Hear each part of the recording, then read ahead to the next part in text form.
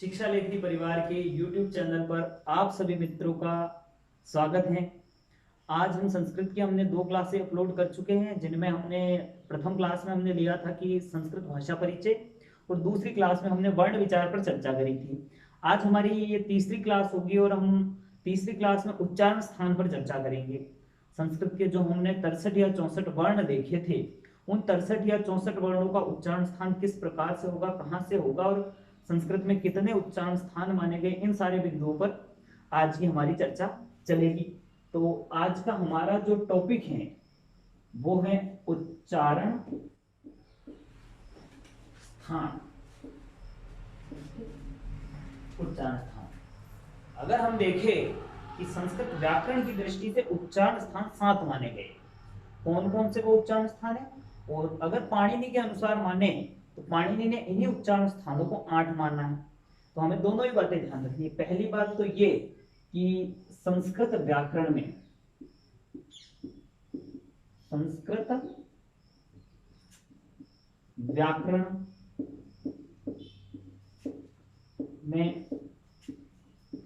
उच्चारण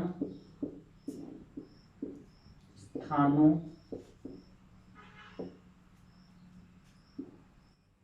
की संख्या कितनी मानी गई है? 7 मानी गई है।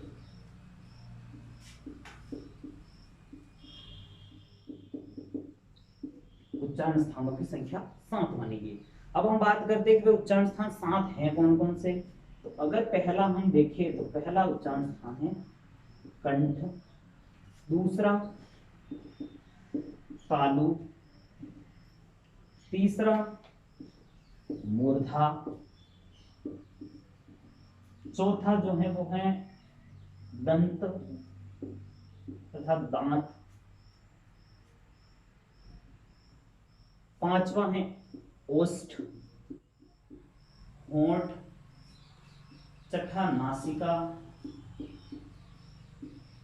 और 7वां जो उच्चारण स्थान माना है संस्कृत व्याकरण में वो है जिह्वा मूलीय, जिह्वा का मूल भाग,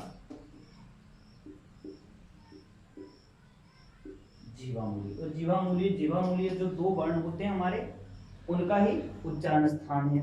तो ये 7 उच्चारण स्थान जो है वो किसमें माने गए? संस्कृत व्याकरण में उच्चारण स्थानों की संख्या 7 मानी गई। कौन कौन से? कंठ है, तालु है, मूर्धा है, दंत है, उसके बाद में ओष्ठ, नासिका और जिह्वा मूलीय। ये 7 जो है वो हमारे संस्कृत व्याकरण में उच्चारण स्थान है। अब एक बात और होती है कि जो पाणिनि है, नोट लगा के लिख देंगे हम कि महर्षि पाणिनि जो है वो उच्चारण स्थानों की संख्या कितनी मानते हैं? 8। तो पाणिनि उच्चारण स्थानों की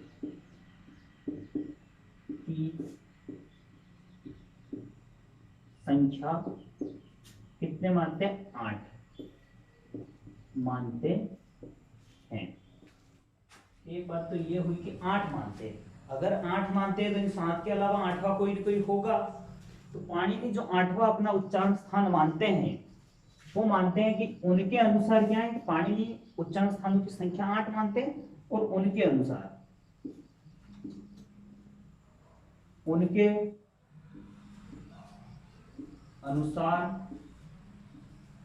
8वां उच्चारण स्थान क्या है? 8वां उच्चारण स्थान उरह है। उरह कहते हैं हृदय को। पाणिनि का मानना था कि कुछ ध्वनियां हृदय से सीधे उच्चारित होती हैं, तो इस कारण वो 8वां जो उच्चारण स्थान अपना मानते हैं वो उरह को मानते हैं। तो हमारी पहली बात ये हुई कि उच्चारण स्थानों में कि संस्कृत व्याकरण में उच्चारण स्थानों की संख्या 7 मानी गई है। और 7 कौन कौन से? कंठ, तालु, मूर्धा, दंत, ओष्ठ, नासिका और जिह्वा मूलीय। और पाणिनि उच्चारण स्थानों की संख्या 8 मानते हैं। उनके अनुसार 8वां जो उच्चारण स्थान है वो हमारा है उरह। अब हम अगर वर्णों के उच्चारण की बात करें तो इस बारे में कहा गया है कि एक तो हमारे श्लोक चलता है कि यथा व्याघ्री हरेत स्वपुत्रांतश्चाभ्याम मतलब जिस प्रकार बाघिन चलते हुए अपने बच्चों को दांतों से भींचकर चलती है, उस प्रकार उच्चारण होना चाहिए वर्णों का। अर्थात किस प्रकार कि जिस प्रकार बाघिन चलती है तो अपने बच्चों को दांतों में ऐसे भींच के रखती है कि उनकी पकड़ इतनी मजबूत भी नहीं होती कि बच्चे को दांत लग जाए और वो मर जाए, और इतनी सरल भी नहीं होती कि भागने जाए और बच्चा गिर जाए और बच्चा मर जाए। तो उसी प्रकार उच्चारण स्थान में भी हमें सावधानी बरतनी चाहिए कि हम किसी वर्ण को ऐसे भी ना बोल दे कि उसका अर्थ का अनर्थ हो जाए। तो इसीलिए व्याकरण में कहा गया है कि बाघिन जिस प्रकार अपने बच्चों को लेकर चलती है कि इस प्रकार पकड़ती है, इतनी मजबूती भी नहीं रखती कि बच्चे को दांत चुभ जाए और बच्चा मर जाए, और इतनी सरलता से भी नहीं पकड़ती कि जब कोई जंगली जानवर उसके पीछे पड़े और वो भागने जाए और बच्चा गिरकर मर जाए। तो ये दो सावधानियां होती है, तो वर्ण उच्चारण में भी वैसी ही सावधानी रखनी पड़ती है। और दूसरी जो बात है, एक और बात कही जाती है कि एक पिता अपने पुत्र से कहता है कि अगर ज्यादा नहीं तो थोड़ी सी व्याकरण पढ़ ले, और कितनी पढ़ ले कि उच्चारण स्थान के बारे में बता दे। वो कहता है कि स्वजन और स्वजन में अंतर कर पाए। स्वजन और स्वजन में, स्वजन का मतलब होता है, इस स्वजन का अर्थ होता है अगर हिंदी अर्थ में ले तो कुत्ता, और इस स्वजन का अर्थ अगर ले तो अपने कुल का व्यक्ति या स्वयं का व्यक्ति। स्व यानी कि स्वयं का, और जन यानी कि व्यक्ति, तो स्वयं का व्यक्ति। तो एक श्लोक चलता है कि यद्यपि बहुनाधिशे तथापि पठपुत्र व्याकरणम, कि यदि ज्यादा ना पढ़ पाए तो भी इतनी व्याकरण पढ़ ले बेटा कि स्वजन और स्वजन में अंतर कर पाए, कि किसी को स्वजन कहना और स्वजन ना कह दे, जिससे कि अर्थ का अनर्थ न हो पाए। तो ये एक श्लोक चलता है, उसमें दो चार और शब्द भी बताए गए कि सकृत और सकृत बताया गया है, सकलम और शकलम बताया गया है। सकृत का मतलब होता है अच्छी तरह किया हुआ, सकृत का मतलब होता है मल, सकलम का मतलब होता है संपूर्ण, और शकलम का मतलब होता है एक खंड या भाग या टुकड़ा। तो इस तरह अगर वर्णों के उच्चारण में सावधानी ना बरती जाए तो फिर अर्थ का अनर्थ हो जाता है। तो हमारे वर्ण उच्चारण स्थान से प्रश्न पूछे जाते हैं। बीएसटीसी वालों के कोर्स में जो वर्ण उच्चारण स्थान है वहां से 2 या 3 प्रश्न बन जाते हैं। तो वर्णों के उच्चारण हमने देख लिया कि 7 वर्णों के उच्चारण है। कौन कौन से स्थान है? कंठ, तालु, मूर्धा, दंत, ओष्ठ, नासिका, जीवांगुली। और पाणिनि के उच्चारण स्थानों की संख्या 8 मानते हैं, उनके अनुसार 8वां जो उच्चारण स्थान है वो उर है।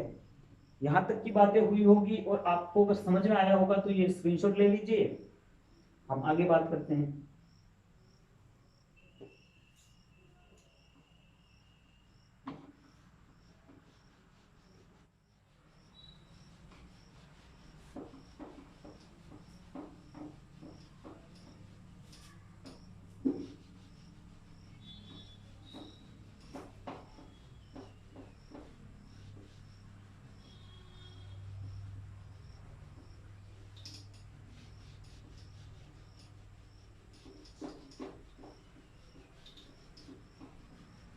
आगे चलते हैं हम, तो उच्चारण स्थानों पर चलते हैं कि कौन से वर्ण का उच्चारण स्थान क्या। हमने वर्ण विभाजन देखा था, हमने 63 या 64 वर्ण देख लिए थे, सारी चीजें। तो अब आगे की कड़ी में हम उच्चारण स्थानों पर, उच्चारण स्थानों को कंप्लीट करने के लिए संस्कृत व्याकरण के 11 सूत्र हैं।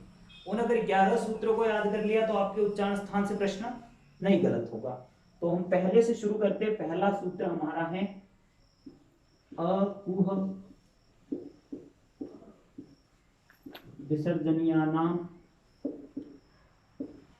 अपूह विसर्जनीयानाम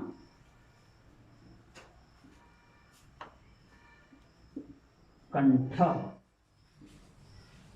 ये बात कही, कंठ एक होता है, पुल्लिंग का शब्द होता है तो कंठ लगा दिया एक वचन में। अपूह विसर्जनीया नाम, यहाँ षष्ठी का बहुवचन लगा हुआ है, तो ये कह रहा है कि विसर्जनीय नाम, विसर्जनीय आदि का, इन सब का उच्चारण स्थान क्या होगा? कंठ। तो इससे आगे इन्होंने वर्ण बता रखे हैं। पहला बता रखा है अ, और अ के साथ आता है आ। तो अ और आ का उच्चारण स्थान क्या होगा? कंठ। उसके बाद में कु कहाँ है? कु, कु का अर्थ होता है कवर्ग, अर्थात कवर्ग का उच्चारण स्थान भी क्या होगा? कंठ। हमने कवर्ग में वर्ण देखे थे कौन कौन से? क, ख, ग, ख और ग। इनका उच्चारण स्थान क्या होगा? कंठ। उसके बाद में एक वर्ण बता रखा है ह, जो हमारा उष्म वर्ण होता है ह, तो उसका उच्चारण स्थान भी क्या होता है? कंठ। और एक अयोगवाहक वर्ण जो हमने पढ़ा था कि विसर्ग, उसका उच्चारण स्थान भी क्या होगा? कंठ। तो अपूर्व विसर्जनीय नाम कंठ, इस सूत्र में इन्होंने वर्ण बताए अ और आ। उ का मतलब कवर्ग पूरा आ गया, क ख ग घ ग, और ह का मतलब ह आया, विसर्जनीय का मतलब विसर्ग, और इन सब का उच्चारण स्थान क्या बता दिया इन्होंने? कंठ। इनका उच्चारण जो होगा वो किससे होगा? कंठ से। तो पहली बात ये हुई पहले सूत्र में कि अ आ, कवर्ग, ह और विसर्ग का उच्चारण स्थान जो होगा वो कंठ होगा। दूसरा जो है ईचु यशानाम तालु। अब किन किन वर्णों का तालु उच्चारण स्थान होगा? इन सब का उच्चारण स्थान तालु होगा। ये कहां गया? तो इन सब में हम वर्ण गिने तो एक तो ई दे रखा है, ई और ई दोनों आगे। चू का मतलब होता है चवर्ग, चवर्ग में आ जाएंगे च, च, ज, झ और इया। ठीक। और य दे रखा है जो हमारे अंतस्थ वर्णों में से होता है य, और श से शलगम वाला श दे रखा है जो हमारा उष्ण होता है। तो ई चवर्ग, य और श, इनका उच्चारण स्थान क्या हो जाएगा? तालु। तो दो सूत्र हुए, अपूर्व विसर्जनीय नाम कंठ, ईचु येषा नाम तालु। अपूर्व विसर्जनीय नाम कंठ में वर्ण बता दिए अ आ, कवर्ग, ह और विसर्ग। उसके बाद ईचु येषा नाम तालु में बता दिए ई बड़ी और चवर्ग, य और शलगम वाला श। तो इनका उच्चारण स्थान क्या हो जाएगा? तालु। तो हमारे ये दो सूत्र हुए। आगे हम बढ़े। इनका अगर स्क्रीनशॉट लेना चाहो तो स्क्रीनशॉट ले लीजिए।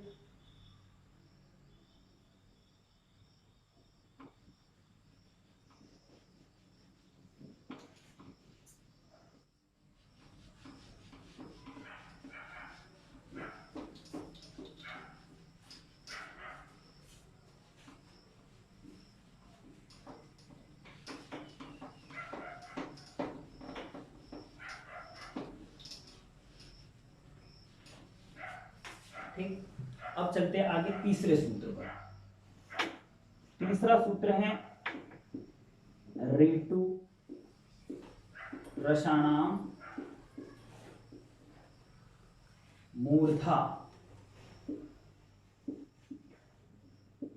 अर्थात यहां जो वर्ण दे रखे हैं उनका उच्चारण स्थान होगा मूर्धा। कौन कौन से वर्ण है? तो एक तो हो जाएगा री, और एक बड़ी री और री। टू से हो जाएगा टवर्ग, टवर्ग में कौन कौन? ट, ठ, ड, ढ और ण। उसके बाद र जो ऊष्म वर्णों का हिस्सा है, और श जो हमारे र जो अंतस्थ वर्णों का हिस्सा है, और श जो ऊष्म वर्णों का हिस्सा है। तो ये दोनों भी इसी में आ जाएंगे और इनका उच्चारण स्थान हो जाएगा मूर्धा। किन किन का? री बड़ी री, टवर्ग में आगे ट ठ ड ढ ण और र और श, इन सब का उच्चारण स्थान मूर्धा। आगे देखिए चौथा सूत्र ऋतु लसानाम दंताः,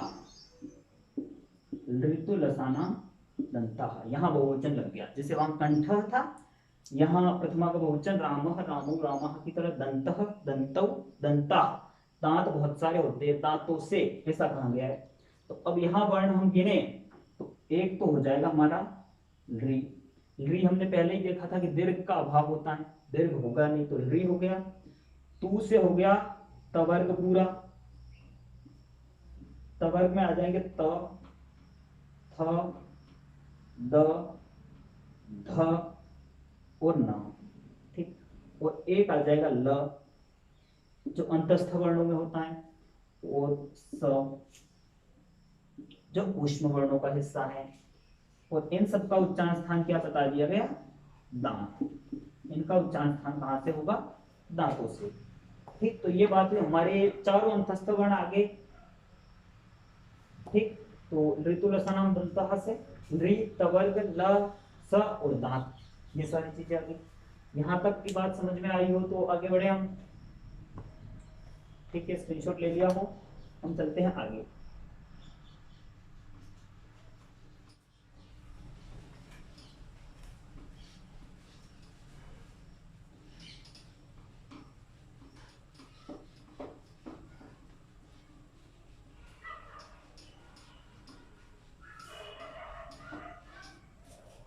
ठीक है, तो अगले सूत्र पर चलते हैं। 5वें नंबर का सूत्र, 5वें नंबर का सूत्र है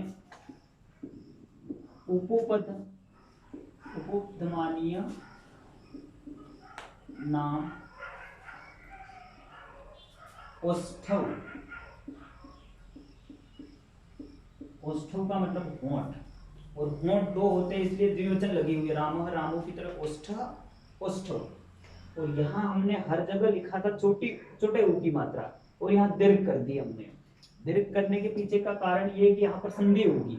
अगर हम उस संधि को तोड़ के देखें, मान लो, तो पहला जो निकला वो तो हमारा ऊ और पू निकला, उसके बाद में उपधमानीय निकला,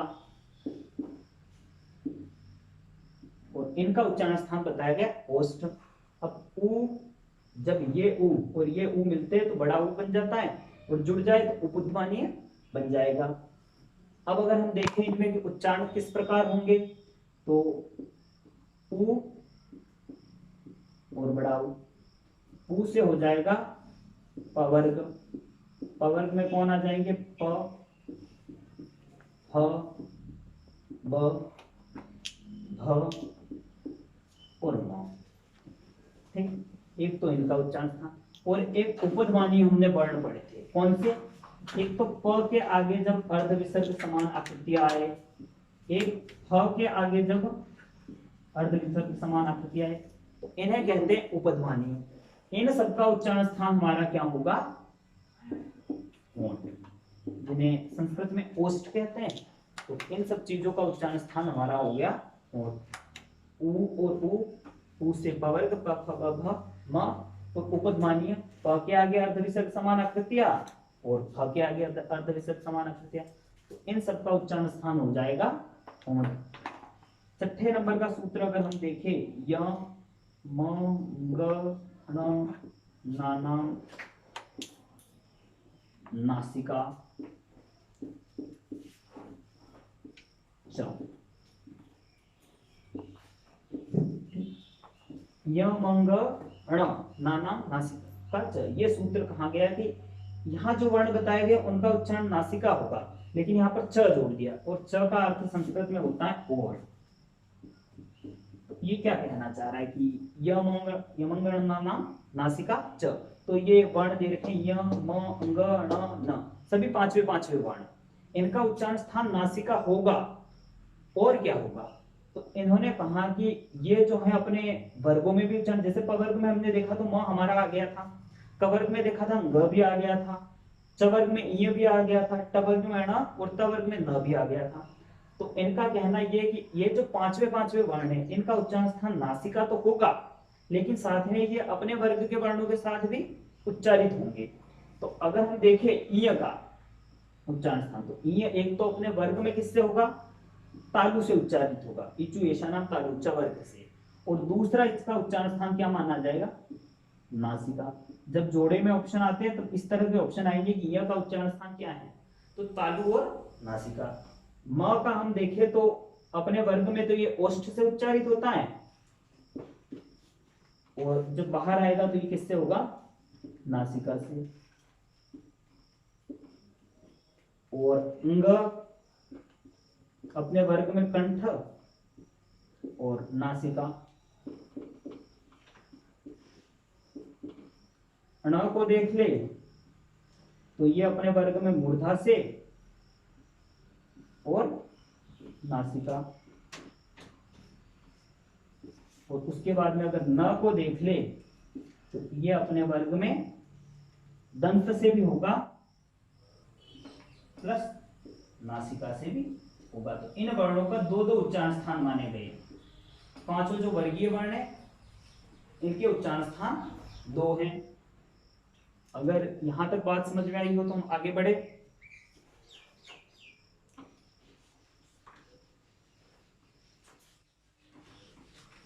ये प्रश्न आते हैं कि तीन वर्णों का, कितने वर्णों का दो दो उच्चारण स्थान है। तो पांच तो ये वर्ण हुए हमारे दो उच्चारण स्थान वाले, इनको ध्यान में रखते चलना कितने वर्णों के दो उच्चारण स्थान आएंगे। जैसे पांच इनका नासिका प्लस कंठ है, किसी का नासिका के साथ तालु है, तो ये दो उच्चारण वाले हैं। तो कितने आए, अभी पांच वर्ण ऐसे आए हैं जिनके दो उच्चारण स्थान है। आगे हम देखें तो एक सूत्र हमारा 7वें नंबर का है, एदैतो हो कंठ तालु। कंठ तालु इसमें क्या है, ए और ऐ, इन दोनों का उच्चारण स्थान क्या होगा, कंठ और तालु। और तालु किन किन का, ए और ऐ का। तो दो ये वर्ण आगे जिनके दो उच्चारण स्थान है, ए और ऐ। उसके बाद में 8वें नंबर पर देखें हम, एक सूत्र और आता है, ओदौतो हो कंठोष्टम।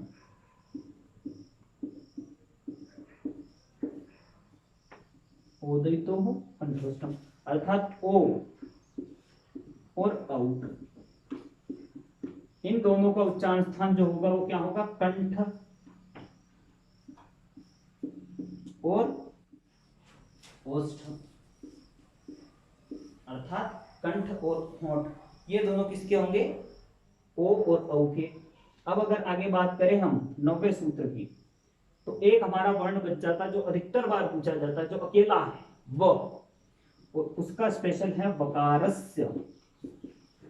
षष्ठी का एक वचन लग गया, यानी कि अकेला है ये वकारस्य, और उसका है दंतोष्ठम, वकारस्य दंतोष्ठम, अर्थात जो ब है उसका उच्चारण स्थान क्या होगा, दांत और ओष्ठ।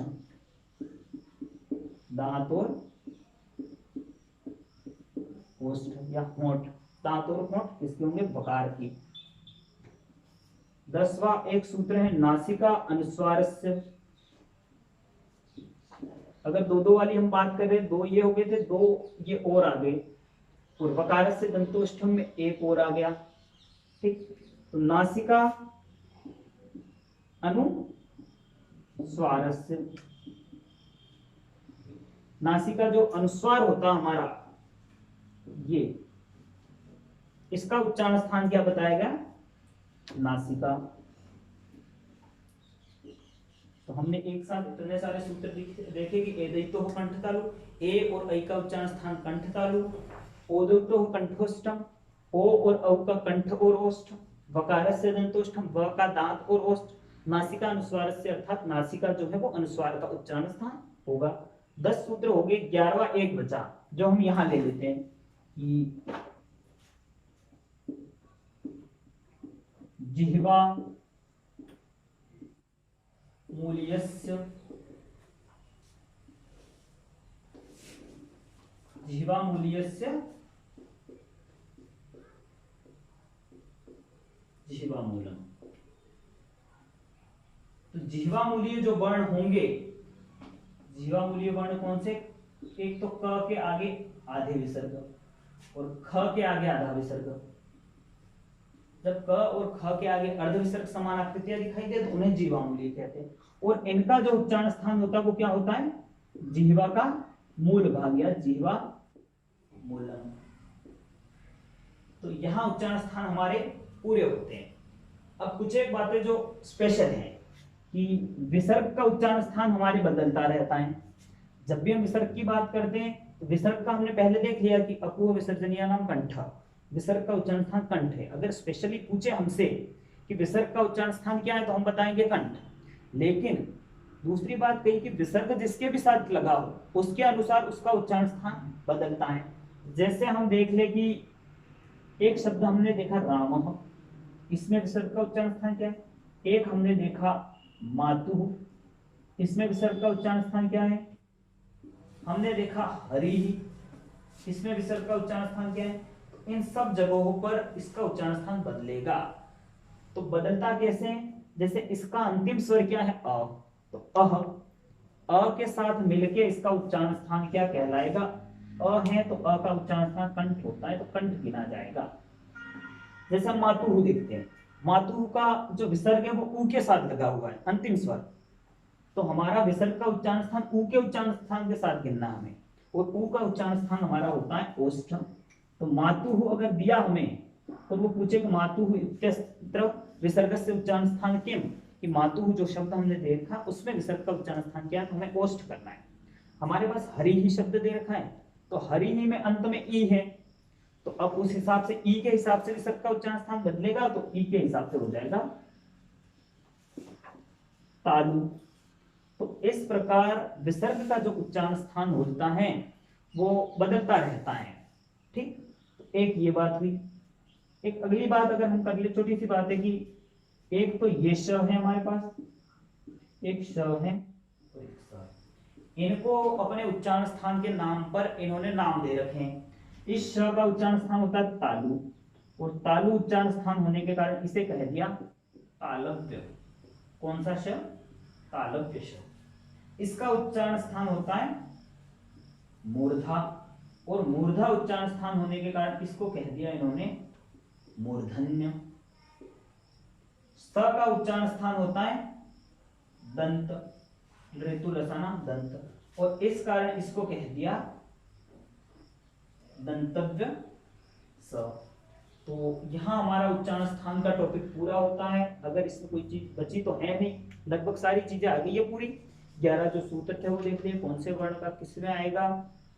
हाँ, रामा वगैरह देख लिया हमने कि विसर्ग के साथ विसर्ग का उच्चारण स्थान बदलेगा। हाँ, एक हमने उधर पढ़े थे यम वर्ण, यम में हमने उधर ही बात कर ली थी कि यम वर्णों का उच्चारण स्थान नासिका होगा, बाद में हम चर्चा ना कर पाए। फिर भी हम बता देते कि स्पेशल में लिख देते कि यम जो वर्ण है, यम वर्ण, इनका उच्चारण स्थान कहां से होगा? नासिका से। बीएसटीसी लेवल पर तो ये पूछता नहीं है, रीट लेवल पर भी लगभग नहीं पूछेगा ऐसा प्रश्न कि यम वर्णों का उच्चारण स्थान क्या होता है? नासिका होता है। लेकिन बात होगी हमारे, तो इस श को तालव्य, श को मूर्धन्य, स को दंतव्य ये कहते हैं। तो आज की हमारी क्लास उच्चारण स्थान पर थी। आशा करते हैं कि आपको उच्चारण स्थान अच्छे से समझ में आए हो, और अगर आप लिखना चाहो तो लिख लो, स्क्रीनशॉट लेना चाहो तो स्क्रीनशॉट ले लो। और अगले टॉपिक में हम प्रयत्न के साथ मिलेंगे। प्रयत्न दो प्रकार के, जो अभ्यंतर और बाह्य प्रयत्न, उनके साथ हम अगली क्लास में मिलेंगे। फिलहाल हमारी क्लास हम यहीं विराम देते हैं। आज की हमारी क्लास में उच्चारण स्थान आपको पढ़ा दिए गए। अगर आपको हमारा कंटेंट पसंद आए और अच्छा लगे तो वीडियो को लाइक जरूर करें, वीडियो को शेयर करें, कमेंट करें, और हमारे चैनल को सब्सक्राइब करें। धन्यवाद।